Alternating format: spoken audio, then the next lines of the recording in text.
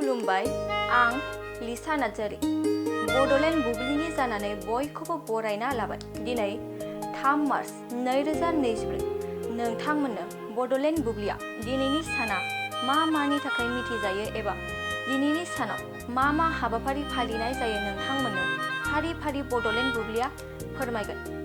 दिनैनि सानखौ world wild life day महरै फालिनाय जायो।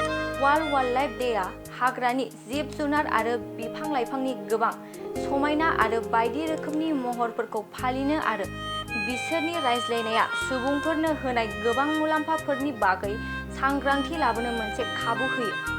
बेनि अनगायैबो दिनैनि सानावनो नेशनेल एन्थेम डे आरो नेशनेल माल्ट वाइन डे महरैबो फालिनाय जायो।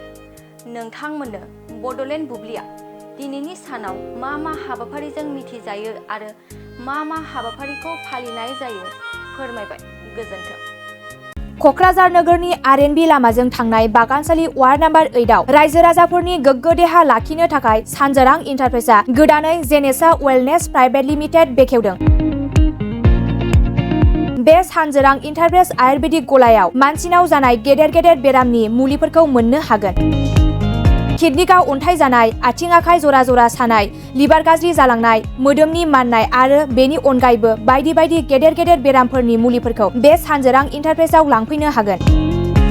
सानजोरां इन्टारप्राइजआव गासै बेरामनि मुलिफोरखौ हलसेल राङावनो लांनो हागोन। सानजोरां इन्टारप्राइज बिगोमाया फोरमायबावनाय बायदिब्ला नैबे 9954157149 जानबुं नाम्बारनि गेजेरजों नोंथांनि गोनांथि जानाय मुलिफोरखौ सुलाद लानो हागोन।